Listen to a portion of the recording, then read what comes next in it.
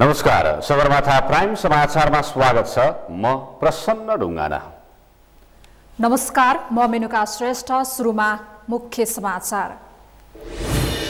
Wide body विमान खरिदमा भ्रष्टाचार भएको ठहर। पर्यटन मन्त्री अधिकारी सहित 2 पूर्व मन्त्री र 1 बहालवाला र 1 पूर्व सचिव उप कारबाहीको सिफारिस।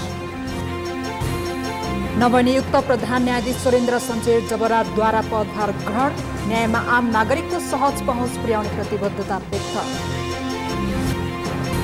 इन्धनको मूल्य बढ्दा भाडा बढाउने व्यवसायीले मूल्य घट्दा भाडा घटाएनन्। व्यवसायीको मनमानीमा सरकारी निकाय मौन। ब्राजिलमा जायर बोल्सोनारो राष्ट्रपति पदमा निर्वाचित। शपथसँगै पदभार ग्रहण। विभेद र विभाजन बिनाको समाज बनाउने प्रतिबद्धता। र ए डिभिजन लिगमा मनाङको अपराजित यात्रा कामै। हिमालयन शेर्पा 2-1 गोल अन्तरले पराजित सङ्कटाले 3 स्टारलाई हरायो।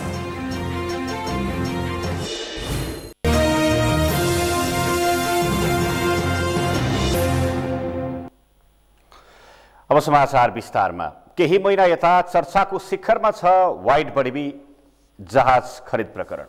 जहाज खरिद गर्दा अरबौं रुपैयाँ घोटाला भएको आशंका सहितका विवरणहरू सार्वजनिक भएपछि यो विषय संसददेखि अख्तियारसम्मको छानबिनमा छ।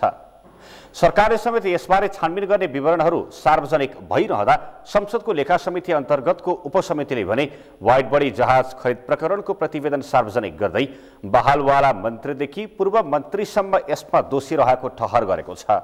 एक रिपोर्ट। सार्वजनिक लेखा समिति अन्तर्गतको उपसमितिले वाइड बडी खरिदमा दोषी देखिएको भन्दै बहालवाला मन्त्री रविन्द्र अधिकारी सहित 2 पूर्व मन्त्री, 2 बहालवाला र 1 पूर्व सचिव तथा निगमका महाप्रबन्धकलाई कारबाही गर्न सिफारिस गरेको छ। उपसमितिले वाइड बडी विमान खरिद गर्दा सरकारलाई 4 अर्ब 35 करोड 56 लाख रुपैयाँ नोक्सानी भएको देखिएको भन्दै सो प्रकरणमा दोषी देखिएका सबैलाई हदैसम्मको कारबाहीको सिफारिस गरेको हो। उपसमितिले नोक्सानीको रकम अझ बढ्न सक्ने समेत जनाएको छ। सार्वजनिक खरिद ऐन 2063 को विपरीत अनियमित तरिकाले विमान खरिद कारबाही अगाडि बढ्दा पनि संस्कृति, पर्यटन तथा नागरिक उड्डयन मन्त्रालयका सचिव नै वायुसेना निगमको अध्यक्ष रहँदा यथेष्ट सतर्कता नअपनाई निर्देशन दिन नसकेको र पहिला रकम सटै सुविधा प्रदान गर्न तत्कालीन मन्त्री जीवनबहादुर शाहीले निर्णय गरेको सम्बन्धमा निजले नैतिक जिम्मेवारी लिनुपर्ने देखिएकोले कानुन सम्मत कारबाहीको लागि निर्देशन गर्न समितिलाई सिफारिस गर्दछ। उपसमितिले तत्कालीन पर्यटन तथा नागरिक उड्डयन मन्त्री जीवनबहादुर शाही, जितेन्द्र नारायण देव र हालका मन्त्री रविन्द्र अधिकारीलाई वाइड बडी विमान खरिदमा भएको भनिएको घोटालामा संलग्न रहेको भन्दै कारबाही गर्न सिफारिस गरेको हो। सार्वजनिक खरिद ऐन 2063 विपरीत अनियमित तरिकाले विमान खरिद प्रक्रिया अगाडि बढ्दा पनि संस्कृति, पर्यटन तथा नागरिक उड्डयन मन्त्रालयका सचिव नै वायु सेवा निगमको अध्यक्ष रहँदा यथेष्ट सतर्कता नअपनाई निर्देशन दिन नसकेको र बैना रकम सटै सुविधा प्रदान गर्न तत्कालीन संस्कृति, पर्यटन तथा नागरिक उड्डयन मन्त्री शाहीले निर्णय गरेकाले मन्त्रीको हैसियतले सतर्कता नअपनाएको र रोक्नलाई निर्देशन नदिएको देखिएकाले नैतिक जिम्मेवारी लिँदै कानुन सम्मत कारबाहीको सिफारिस उपसमितिले गरेको हो। त्यस्तै तत्कालीन पर्यटन मन्त्री जितेन्द्र नारायण देवले हाई फ्लाइ एक्स आयरल्यान्ड कम्पनीसँग जहाज खरिदका लागि कानुन विपरीत सम्झौता भएको कुरा नजरअन्दाज गरी पहिलो किस्ता बापतको रकम भुक्तानी र सटै सुविधा दिने सचिव स्तरीय निर्णय गरेको देखिन आएकोले दोषी ठहर गरेको छ। बहालवाला मन्त्री अधिकारीले विमान खरिद प्रक्रिया कानुन सम्मत नदेखिएको स्पष्ट हुँदा हुँदै पनि त्यसको छानबिन नगरी जानी जानी अन्तिम किस्ता रकम भुक्तानी गर्न आदेश दिएको तथा भुक्तानी नदिएको दावी गरी गलत विवरण दिएको भन्दै कानुन बमोजिम कारबाहीको सिफारिस गरेको हो। त्यसै गरी उपसमितिले निगमका महाप्रबन्धक सुगत रत्न कंसाकरले बदनियत राखी जहाज खरिद प्रकरणमा अख्तियारीको दुरुपयोग गरी भ्रष्टाचार गरेको देखिन आएको भन्दै तत्काल निलम्बन गरी हदैसम्मको दण्ड सजाय गर्न नेपाल सरकार र अख्तियार दुरुपयोग अनुसन्धान आयोगलाई निर्देशन दिन भनेको छ। निगमबाट प्राप्त भएका खरिद प्रकरणमा संलग्न रहेका प्रतिवेदनमा अनुसूचीमा संलग्न सञ्चालक सदस्यहरू, विभिन्न उपसमितिमा रहेका व्यक्तिहरू र सो प्रकरणमा संलग्न अन्य व्यक्ति देखिएमा निजहरूलाई समेत अख्तियार दुरुपयोग गरी भ्रष्टाचार गरेको अभियोगमा कानुनी कारबाही अगाडि बढाउन अख्तियार दुरुपयोग अनुसन्धान आयोगलाई निर्देशन दिन यस उपसमिति सार्वजनिक लेखा समितिलाई सिफारिस गर्दछ।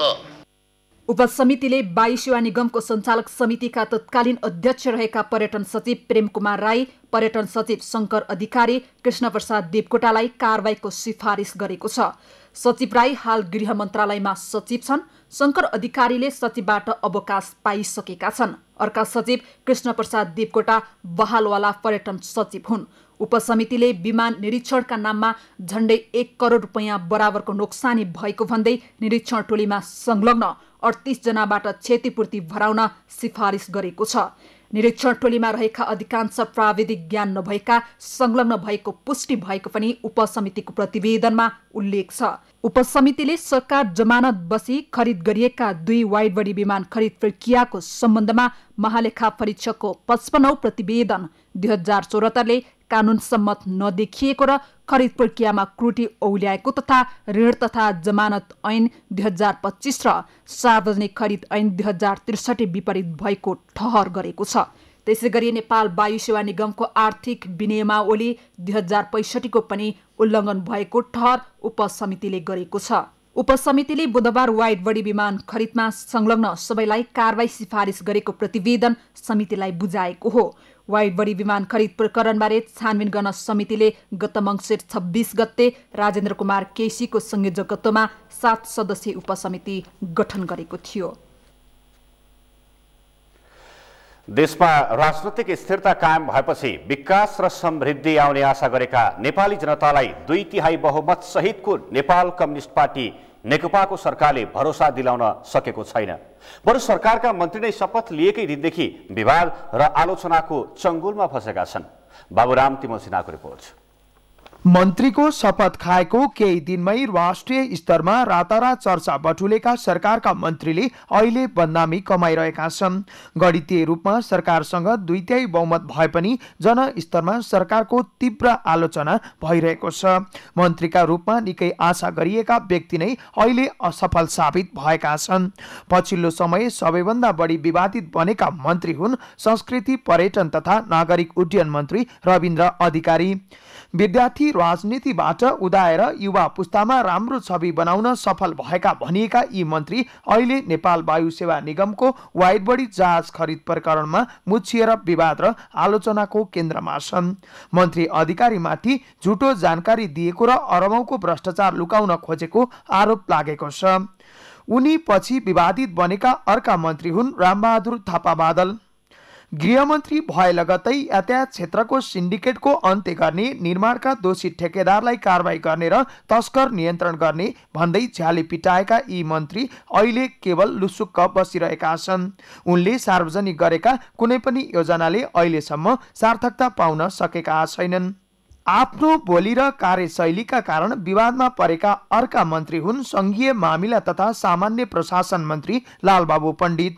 पहिलो कार्यकालमा केही राम्रो काम गरेर चर्चा बटुलेका लालबाबुको छवि अहिले धमिलिँदै गएको छ। कर्मचारीलाई अनावश्यक गाली गर्ने र कर्मचारी समायोजनका क्रममा विभिन्न गलत निर्णय गरेर उनी विवादमा तानिएका छन्। सरकारका भौतिक पूर्वाधार तथा यातायात मन्त्री रघुवीर महासेठ पनि विवादित मन्त्रीकै अर्का पात्र हुन्। यी मन्त्री खुलेआम सिन्डिकेटको पक्षमा बोल्दै आएका छन् भने निर्माण पनि आफ्नो क्षेत्राधिकार भएको भन्दै जथाभावी निर्णय गर्दै आएका छन्। यिनले राम्रो काम गर्ने यातायात व्यवस्था विभागका तत्कालीन महानिर्देशक रूपनारायण भट्टराईलाई समेत सरुवा गरेका थिए। श्रम, रोजगार तथा सामाजिक सुरक्षा मन्त्री गोकर्ण विष्ट, शिक्षा, विज्ञान र प्रविधि मन्त्री गिरिराज मणि पोखरेल, सञ्चार तथा सूचना प्रविधि मन्त्री गोकुल बास्कोटा र उद्योग वाणिज्य तथा आपूर्ति मन्त्री पनि आलोचना र विवादमा पर्दै आएका छन्। यी मन्त्रीहरूलाई क्रमशः सामाजिक सुरक्षा कार्यक्रम प्रचारमा मात्र सीमित गरेको, रोजगार सम्झौता कार्यान्वयन गर्न नसकेको, शिक्षा व्यवस्थित गर्न नसकेको, जथाभावी बोल्ने गरेको, घोषित योजनाबाट पछि फर्केको आरोप लाग्दै आएको छ। 2/3 बहुमत सहितको सरकारले 1 वर्ष व्यतीत गर्न लागिसक्दा समेत सरकारको नेतृत्व गरिरहेका दलका नेता अझै सरकारको मूल्याङ्कन गर्ने समय नभएको बताउँछन्।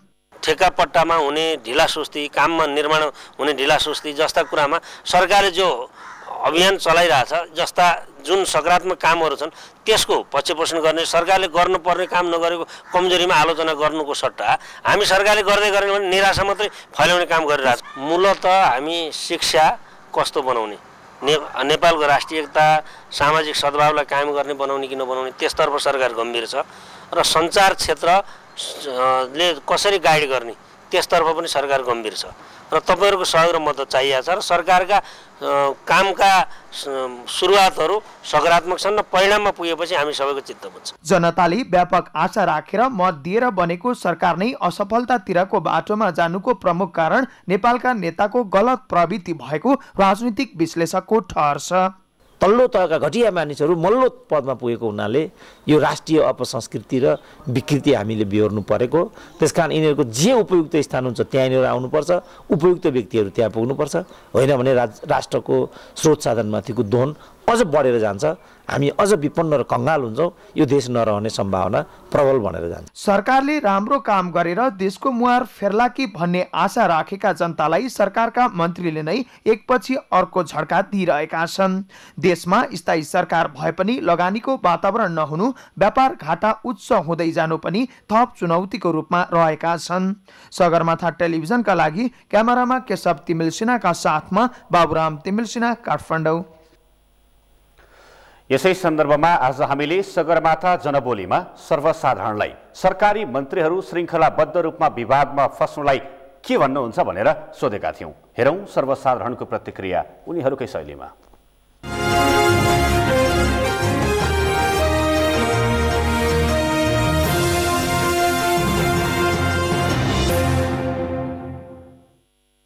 नेताहरूले अब स्थानीय सरकारमा बस्ने धेरै विविध गर्दै गयो भने त जनतासँगको नकारात्मक भावना झन् बढ्दै जान्छ।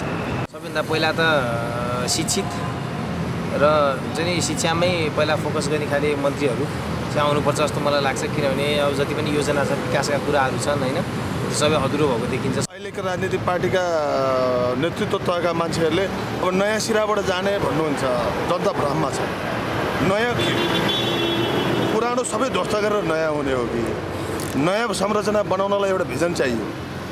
त्यो भिजन भएको व्यक्तिहरू म देख्दिनँ। मन्त्रीहरूले पहिलो सुरुमा धेरै कुराहरू बोले, जुन कुरो उहाँलाई पनि थाहा छैन कि यो हुनसक्छ भनेर। यिनीहरूले चाहिँ यस्ता उस्ता कल्पना गरेर बोले। तपाईँको गर्नु र भन्नुमा धेरै फरक छ। हाम्रो समाज अहिलेसम्म पनि सामान्य व्यवस्थाकै संरचनाबाट हुर्किएको समाज हो। नेता पनि त्यसको एउटा इलिमेन्ट हो।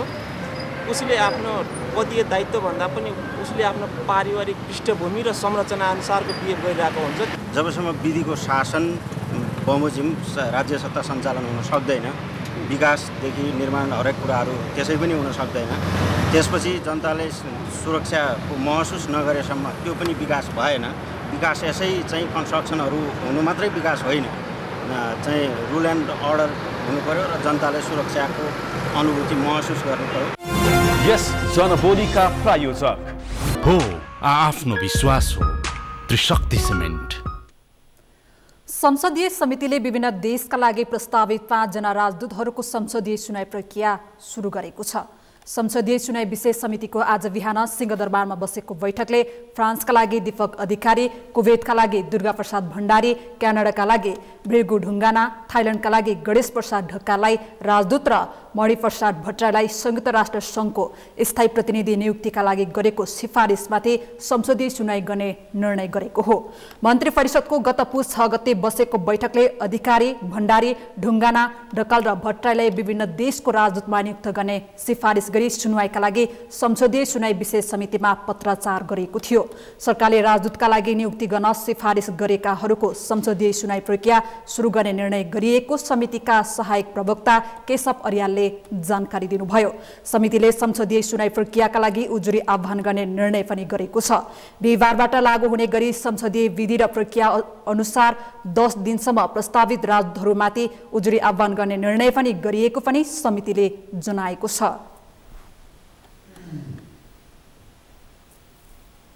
सर्वसाधारण जानकारीको लागि सूचना प्रकाशित गर्नुपर्ने भएको हुँदा उहाँहरूका सम्बन्धमा कुनै गुनासो उजुरी भएमा समितिमा त्यो दिने गरी 10 दिनको सूचना दिनुपर्ने हुन्छ। र त्यो सोही सूचना चाहिँ जारी गर्ने चाहिँ निर्णय गर्यो आजको चाहिँ बैठकले। सम्बन्धमा कुनै गुनासो अथवा उजुरी भएमा 10 दिनभित्र सचिवालयमा उपलब्ध गराउने गरी सर्वसाधारणबाट सूचना गुनासो माग गर्ने निर्णय गर्यो। संसदीय चुनाव विषय समितिले अनुमोदन गरेपछि सम्बन्धित देशमा एग्रिमोका लागि परराष्ट्र मन्त्रालयले सम्बन्धित देशलाई पत्रचार गर्नेछ। सम्बन्धित देशले एग्रिमो पठाएपछि प्रस्तावित राजदूतहरूलाई राष्ट्रपतिले राजदूतमा नियुक्त गर्ने संवैधानिक व्यवस्था छ। प्रतिनिधि सभा अन्तर्गतको शिक्षा तथा स्वास्थ्य समितिले छिटो सहमति जुटाएर प्रतिवेदन बुझाउन मातहतको उपसमितिलाई निर्देशन दिएको छ। चिकित्सा शिक्षा विधेयकको विषयमा सहमति नजुटेपछि उपसमितिलाई छिटो सहमति जुटाएर प्रतिवेदन बुझाउन समितिले निर्देशन दिएको हो। उपसमितिमा प्राविधिक शिक्षा तथा व्यावसायिक तालिम परिषद सिटिभिटी अन्तर्गतका कार्यक्रम फेज आउट गर्ने विषयमा सहमति जुट्न नसकेपछि प्रतिवेदन बुझाउन नसकेको हो। त्यस्तै काठमाडौँ उपत्यका बाहिर मात्रै मेडिकल कलेज खोल्ने विषयमा पनि समितिमा सहमति जुट्न सकेको छैन। बैठकमा शिक्षा मन्त्री गिरिराज मणि पोखरेलले सिटिभिटीबाट सञ्चालित चिकित्सा शिक्षा सम्बन्धी कार्यक्रम 5 वर्षभित्र हटाउने लगायतका विषयमा अध्ययन गर्न सरकारले आयोग बनाएको भन्दै उक्त आयोगको सुझाव अनुसार मात्र जान सकिने बताउनु भएको थियो। मेडिकल एजुकेसनमा यो कुरालाई सम्बोधन गरियोस् भन्ने कुरा हो एउटा पक्ष चाहिँ। अब कानुन मन्त्रालय कोणबाट या हामीले अगाडि बढाएको कोणबाट हेर्दाखेरि चाहिँ तत्त विश्वविद्यालयहरूकै ऐनमै यो प्रावधान राखिसकेपछि चाहिँ यो हल हुन्छ भन्ने विषयमा यहाँहरूले नै केही दिन बखेर त्यसलाई टुङ्ग्यौँ अहिले यसमा लिएर जाउँ। बैठकपछि सांसद गगन थापाले सिटिभिटीलाई सञ्चालन गर्ने विषयमा आयोग बनेको कारण यस विषयमा तत्काल निर्णय नगर्न शिक्षा मन्त्रीले आग्रह गरेको कारण प्रतिवेदन तयार हुन नसकेको जानकारी दिनुभयो। उहाँले डाक्टर गोविन्द केसीसँग गरेको सहमति कार्यान्वयन गर्न गरेको आग्रहलाई सरकारले बुझ्नुपर्ने बताउनुभयो। प्रमुख प्रतिपक्ष दलको तर्फबाट डाक्टर गोविन्द केसीसँग जे सम्झौता भएको छ त्यो सम्झौतालाई विधेयकको अङ्ग बनाउनुहोस्, यसलाई कार्यान्वयन लिएर जाउँ, जसले गर्दा सरकार अप्ठ्यारोमा नपरोस् भन्ने जुन शुभेच्छा मात्र होइन हाम्रो प्रयत्न छ। यो प्रयत्नलाई सरकारले बुझिदियो भने चाहिँ हामीले गरेको मद्दत प्रष्टसँग देखिन्छ। यो समस्याको समाधान पनि हो। सरकारले गरेको सहमति विपरीतको विधेयक मान्य नहुने भन्दै डाक्टर केसी अनसन बस्न इलाम पुग्नु भएको छ। सहमति जुटाउने प्रयास भइरहेकाले डाक्टर केसीलाई तत्कालै अनसन सुरु नगर्न सांसदहरूले आग्रह पनि गरेका छन्। नवनियुक्त प्रधान न्यायाधीश सोलेन्द्र शमशेर जबराले पद बहाली गरेका छन्। राष्ट्रपति समक्ष पद तथा गोपनीयताको शपथ लिएपछि जबराले आज सर्वोच्च अदालत पुगेर पदभार ग्रहण गरेका हुन्। पदभार ग्रहणपछि पत्रकार सम्मेलन गर्दै प्रधान न्यायाधीश जबराले अदालतमा हुने भ्रष्टाचार पूर्ण रूपमा नियन्त्रण गर्ने बताएका छन्। अमृतराज काफ्लेको रिपोर्ट। बुधबारदेखि रिक्त हुने प्रधान न्यायाधीशको पदमा सोलेन्द्र शमशेर जबराले पद बहाली गरेका हुन्। जबरालाई सर्वोच्चमा न्यायाधीश कर्मचारी लगायतले स्वागत गरेका थिए। राष्ट्रपति कार्यालयमा शपथ लिएर सर्वोच्च अदालतमा पदभार ग्रहण गरेपछि जबराले पत्रकार सम्मेलन गर्दै अदालतमा हुने ढिलासुस्ती र अनियमितताका विषयमा खरो उत्रने दावी गरे।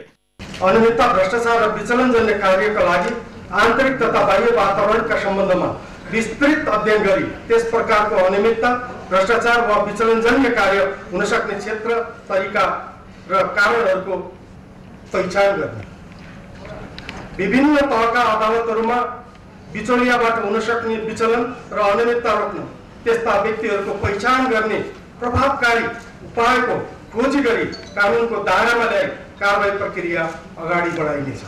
नवनियुक्त प्रधान न्यायाधीश जबराले संसदीय समितिको सम्मान गर्दै न्यायाधीश दीपक राज जोशीलाई पेशी नतोकेको र भविष्यमा समेत पेशी नतोक्ने बताए। वरिष्ठतम न्यायाधीश जोशीलाई अदालत बन्धक नबनाउन जबराले सुझाव समेत दिए। मैले यो गम्भीर निर्णय लिएर मैले आज यो मञ्चबाट नै तपाईहरुको सामु म मेरा मित्रलाई अब अदालतलाई उहाँको वरिष्ठ न्यायाधीशको हिसाबले अब बन्धक बनाउनुहुन्न, अब उहाँले अदालतलाई बन्धक बनाएर अदालतलाई अझ विवादमा राखेर गर्नु हुँदैन।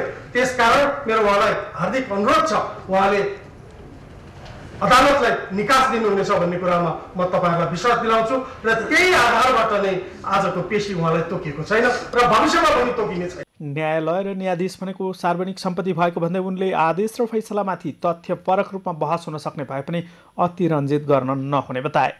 अदालत र न्यायाधीश भने यति संवेदनशील विषयवस्तु हो, यसमा तपाईँले एउटा रूप लिनुहोस्।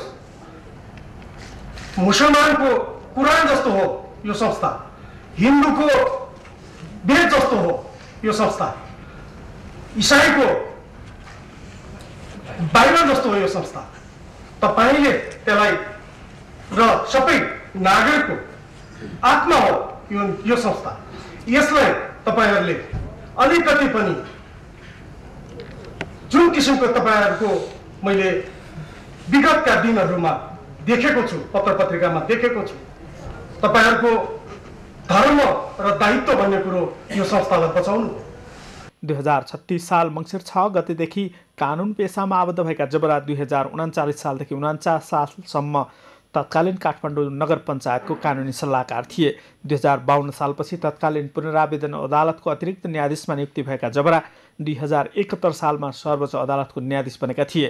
2014 सालमा काठमाडौँको सुकेधारामा जन्मिएका जबराको प्रधान न्यायाधीशका रूपमा 4 वर्ष कार्यकाल हुनेछ। सगरमाथा टेलिभिजनका लागि क्यामेरामा विकल श्रेष्ठका साथमा अमृतराज काफले, काठमाडौँ। सगरमाथा प्राइम समाचारमा एकैछिन विश्रामपछि लिएर आउनेछौँ।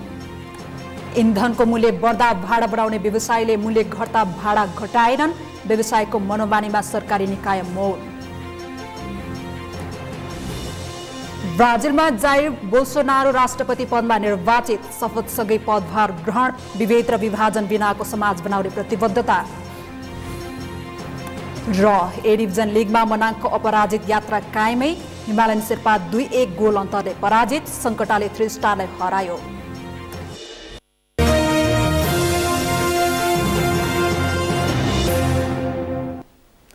विश्रामपछि सगरमाथा समाचारमा स्वागत छ। अब बाँकी समाचार। विद्यालय र समुदायको सम्बन्धलाई सुमधुर बनाउन विद्यालयमा 1 दिन, कक्षा कोठामा 1 दिन अभियान दाङको तुलसीपुरबाट सुरु भएको छ। अभियानको प्रदेश नम्बर 5 का मुख्यमन्त्री शङ्कर पोखरेलले विद्यार्थीहरूलाई पढाएर सुरुवात गरेका छन्। दाङबाट सुशील बस्नेतको रिपोर्ट। बिहानको 10 बजेको थियो। माध्यमिक विद्यालय कालाखेलाका विद्यार्थी सधैँजसो प्रार्थनाका लागि चौरमा उभिएका थिए। उनीहरूले पिटी खेलिरहँदा 81 लावा लस्कर सहित प्रदेश नम्बर 5 का मुख्यमन्त्री शङ्कर पोखरेल विद्यालय प्रवेश गरे। प्रार्थना सकिएपछि विद्यार्थी आआफ्नो कक्षा कोठामा प्रवेश गरे। शिक्षकको प्रतीक्षामा बसेका विद्यार्थी तब झस्किए जब मुख्यमन्त्री पोखरेल कक्षा 10 को कोठामा प्रवेश गरे। विद्यार्थीले पनि शिक्षकलाई झैं मुख्यमन्त्री पोखरेललाई उठेर सम्मान प्रकट गरे। शिक्षकले विद्यार्थीलाई पढाइसकेपछि प्रश्न गर्दछन्, तर मुख्यमन्त्री पोखरेलले कक्षा कोठामा प्रवेश गर्न साथ प्रश्न सोध्छन् पढाइको अवस्था र विद्यालयको अवस्थाका बारे। करिब 90 मिनट मुख्यमन्त्रीले विद्यार्थीसँग बिताए। मुख्यमन्त्रीसँगै प्रदेश सभा सदस्य उत्तर कुमार ओली र तुलसीपुर उपमहानगरपालिकाका प्रमुख घनश्याम पाण्डेले पनि विद्यार्थीलाई कसरी सफल हुने भन्नेमा प्रशिक्षण दिए। मुख्यमन्त्रीबाट आफूहरूले पढाइलाई कसरी व्यवस्थित गर्ने भन्ने कुरा सिकेको विद्यार्थी मिना रोका मगर बताउँछिन्। मुख्यमन्त्री आएर चाहिँ हामीलाई हाम्रो एसएससीको बारेमा भन्नुभयो, अनि सीको बारेमा भन्नुभयो उहाँले। अनि त्यसै गरी हामीलाई चाहिँ अवश्य आउँदै गरेको छ, यसमा चाहिँ हामीले कसरी पढ्नुपर्छ, के गर्नुपर्छ, कसरी गर्दा चाहिँ हाम्रो पढाइ राम्रो हुन्छ भन्ने बारेमा सिकाउनुभयो उहाँले। सधैँ पार्टीका कार्यकर्तालाई बन्द प्रशिक्षण दिने पोखरेलले विद्यालयका विद्यार्थीलाई पढाउँदा नौलो अनुभव भएको प्रतिक्रिया दिएका छन्। सामुदायिक विद्यालयको स्तरोन्नति वृद्धि गर्न प्रदेश सरकारले विद्यालयमा 1 दिन कार्यक्रम सुरु गरेको यो अभियान प्रभावकारी हुने उनको अपेक्षा छ। रुटिन जसरी कक्षामा तपाईहरुले जस्तो प्रकारको रुटिन बनाउनु भएको छ, पहिलो कक्षा यो विषयको, दोस्रो कक्षा यो विषयको, तेस्रो कक्षा यो विषयको भनेर बनाउनु भएको छ नि, हैन? सरहरूले बनाइदिएको रुटिन हो। घरमा तपाईहरुको पढ्ने रुटिन छ। उपमहानगरपालिका प्रमुख घनश्याम पाण्डेले कक्षा 10 को बी र प्रदेशसभा सदस्य उत्तर कुमार ओलीले कक्षा 8 मा पढाएका छन्। उनीहरूले पनि शिक्षाको गुणस्तर वृद्धि गर्न यो कार्यक्रम प्रभावकारी हुने दावी गरेका छन्। 5 नम्बर प्रदेश सरकारको विद्यालयमा एक दिन, कक्षा कोठामा एक दिन कार्यक्रमलाई टिच फर नेपालको सहकार्यमा तुलसीपुर उपमहानगरपालिकाले सुरु गरेको हो। यो कार्यक्रम नेपालकै नौलो र पहिलो भएको दावी गरिएको छ। सगरमाथा टेलिभिजनका लागि दाङबाट सुशील बस्नेतको रिपोर्ट।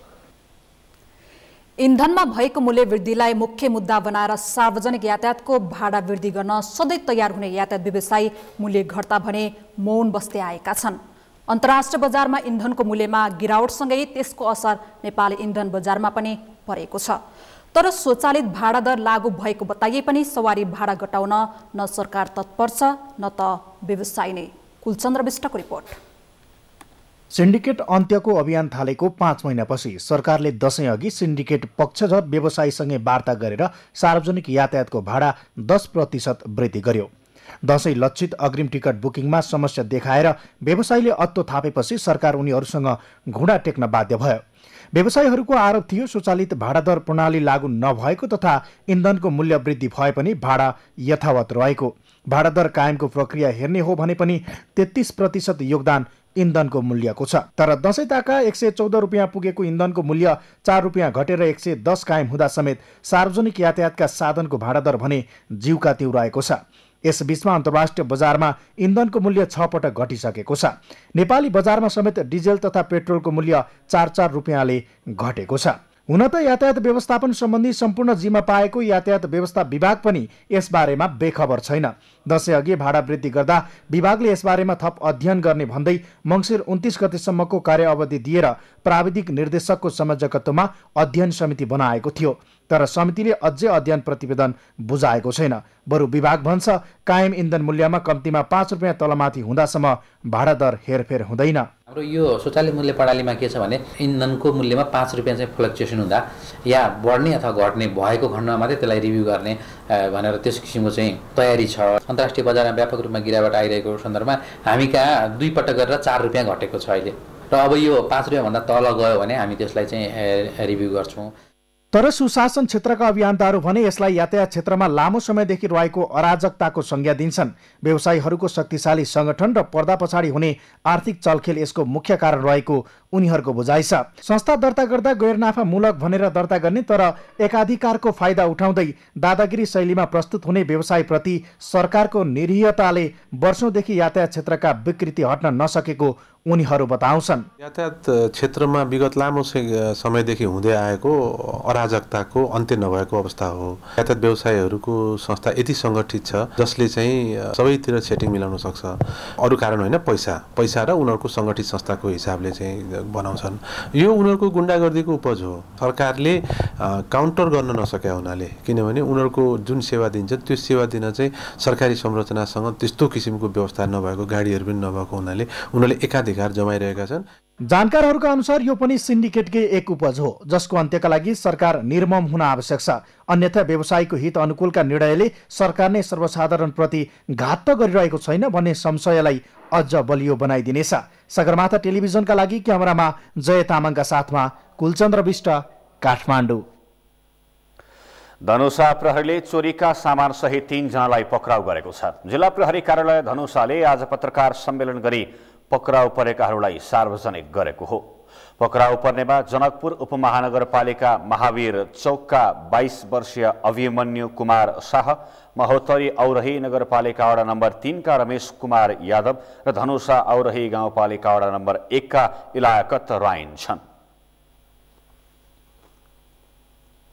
3 जना व्यक्तिहरूलाई चाहिँ चोरी गरिएका सामानसहित पक्राउ गरिएका छन् र ती 3 जना व्यक्तिहरू चाहिँ एकजना हाम्रो जनकपुर उपमहानगरपालिका बस्ने महावीर चौक बस्ने वर्ष 22 को अभिमन्यु कुमार शाह र महोत्तरी औरही नगरपालिका 3 बस्ने रमेश कुमार यादव र जिल्ला धनुषा औरही गाउँपालिका 1 नम्बर बस्ने इलियाकत राइन अक्सिजन ग्यास सिलिन्डर र एउटा एलपिजी ग्यास सिलिन्डर सहित बरामद भएको छ। प्रहरीले उनीहरूबाट एलईडी टिभी स्क्रिन, सुनका गहनाहरू, एक थान ल्यापटप, मोबाइल, ग्यासको सिलिन्डर लगायतका सामग्री बरामद गरेको छ। विभिन्न स्थानमा भएका चोरीका घटनामा यो समूह संलग्न रहेको प्रहरीले जनाएको छ। उनीहरू पुस 17 गते पक्राउ परेका थिए। भोजपुरकै सबैभन्दा ठूलो 5 मेगावाट क्षमताको इस्टर्न जलविद्युत आयोजनाको 98% काम सम्पन्न भएको छ। प्राविधिक कारणवश झण्डै 5.5 वर्ष रोकिएको यो जलविद्युत आयोजनाको काम अहिले तीव्र गतिमा बढेको हो। भोजपुरबाट बुद्ध तामाङको रिपोर्ट। ट्याम्पे, मयुङ र भोजपुर नगरपालिकाको सीमामा पर्ने पिखुवा खोलाबाट 5 मेगावाट क्षमताको विद्युत उत्पादन गर्ने लक्ष्यका साथ 1 अर्ब 14 करोडको लगानीमा बनिरहेको इस्टर्न जलविद्युत आयोजनाको काम अन्तिम चरणमा पुगेको छ। सम्झौता अनुसार आउँदो असार मसान्तसम्म सकिनुपर्ने यो आयोजनाको काम प्राविधिक कारणवश झण्डै 5.5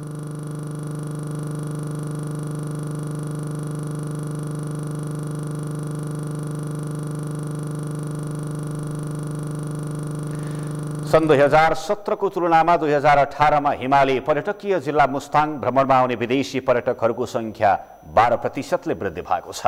सन् 2017 मा 52,475 जना विदेशी पर्यटकले भ्रमण गरेको मुस्ताङमा सन् 2018 मा 59,838 जना आएको अन्नपूर्ण संरक्षण क्षेत्रको इलाका संरक्षण कार्यालय जोम्सोले जनाएको छ। सन् 2018 मा विदेशी पर्यटक आगमन 12.30% ले बढेको कार्यालय प्रमुख तुलसी दाहालले जानकारी दिनुभयो। सबैभन्दा धेरै भारतीय पर्यटकको संख्या 33,159 जना छ। त्यस्तै जर्मनीका 3,210 र फ्रान्सका 3,089 जना रहेका छन्। सन् 2017 मा 24,808 जना भारतीय, 3,123 जना फ्रान्स र 2,639 जना जर्मनीका नागरिक थिए। सन् 2016 मा 39,017 जनाले मुस्ताङ भ्रमण गरेका थिए। प्रचार प्रसार, सडक र सहज यातायातको सुविधा, राजनीतिक स्थिरता, अनुकूल मौसम लगायतका कारणले पर्यटक आगमन बढेको एक्याप जोमसोमका प्रमुख दाहालले बताउनुभयो। एक्यापले मुस्ताङ भित्रिने बाह्य पर्यटकको जोमसोम र कागबेनीबाट तथ्याङ्क सङ्कलन गर्दै आएको छ। माटोको सहर लुमानथाङ, तिब्बती र थकाली कला संस्कृति, मुक्तिनाथ, ठिनी, धुम्बाताल, कागबेनी, दामोदरकुण्ड र फरक भूबनोट लगायत मुस्ताङमा थुप्रै पर्यटकीय आकर्षणहरू रहेका छन्। मुस्ताङ अन्नपूर्ण संरक्षण क्षेत्र एक्याप अन्तर्गतको प्रमुख पर्यटकीय गन्तव्य पनि हो।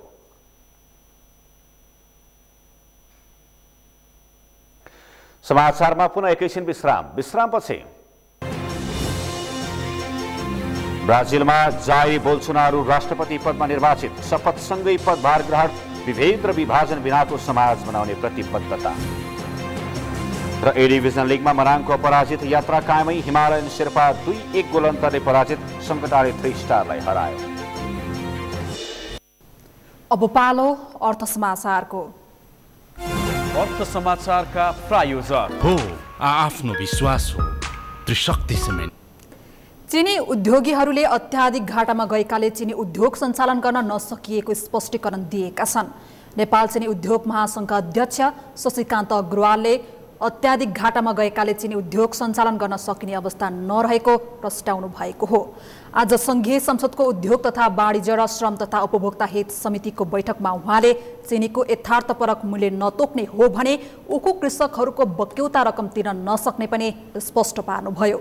उखु किसानहरूको बक्यौता रकम तिर्न संसदीय समितिले पटक पटक चिनी उद्योगहरूलाई सचेत गराउँदै आएको छ। सरकारले प्रति केजी चिनीको मूल्य 55 रुपैयाँ तोकिदिएको छ। अध्यक्ष अग्रवालले सोही मूल्यमा चिनी बिक्री गर्दा आफूहरू मारमा परेको पनि स्पष्ट पार्नुभयो। उहाँले प्रति केजी चिनीको उत्पादन लागत नै 55 रुपैयाँ भन्दा बढी पर्न जाने भन्दै तत्काल चिनीको मूल्य यथार्थपरक बनाउन पनि सरकारसँग माग गर्नुभयो। 55 रुपैयाँ त हामीले उखुको मात्रै तिर्नुपर्छ 1 किलोको, र 55 रुपैयाँ हाम्रो चिनी बिग्राएको छैन हैन। र लास्ट टाइम चाहिँ 53 रुपैयाँको पनि कुरा आयो। 55 रुपैयाँ त हामी किसानलाई दिन्छौँ र हाम्रो न्यूनतम 12 रुपैयाँ चाहिने 1 किलो उखुबाट चिनीलाई कन्भर्सन गर्नेमा 12 रुपैयाँ न्यूनतम खर्च लाग्छ। त्यो खर्च चाहिने मैले लास्ट टाइम पनि समितिलाई मान्यज्यूहरूलाई अनुरोध गरेको थिएँ। महासंघले चिनीको वैज्ञानिक मूल्य निर्धारण गर्न स्थलगत अध्ययनमा जान पनि समितिलाई आग्रह गरेको छ। अध्यक्ष अग्रवालले चिनीको मूल्यमा पुनर्विचार नभई यसको उद्योग सञ्चालन गर्न नसकिने पनि स्पष्ट पार्नुभयो। अब मौसम सम्बन्धी जानकारी। यस मौसम समाचारका प्रायोजक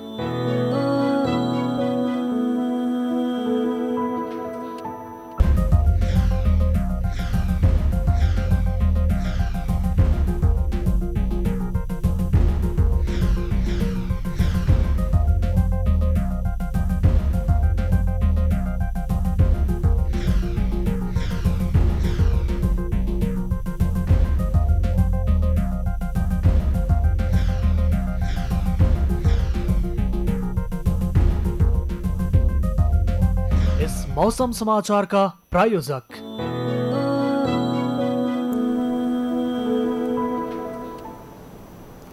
यो सँगै हामी सगरमाथा प्राइम समाचारको अन्त्यमा छौं। अन्त्यमा मुख्य समाचार फेरि एकपटक।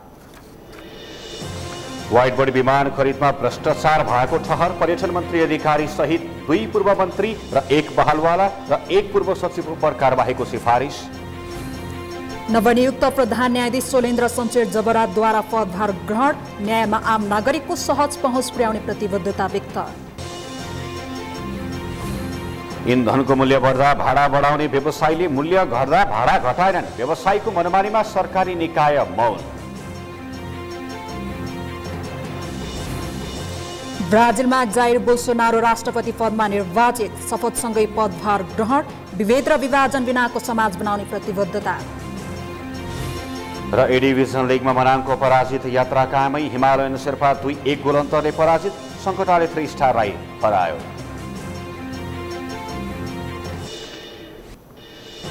हवस् त सगरमाथा प्राइम समाचार अहिलेलाई सकियो। तपाईँ समाचार बुलेटिनका साथै सगरमाथा टेलिभिजनका सम्पूर्ण कार्यक्रम www.sagarmatha.tv मा पनि पढ्न र हेर्न सक्नुहुनेछ। साथै युट्युबमा youtube.com/sagarmatha tv नेपालमा हेर्न सक्नुहुनेछ।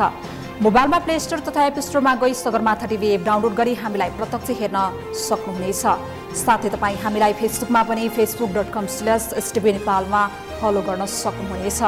समाचारको शिखर नेपालको गौरव नेपालको पहिलो न्युज च्यानल सगरमाथा टेलिभिजन हेर्दै गर्नुहोला। नमस्कार।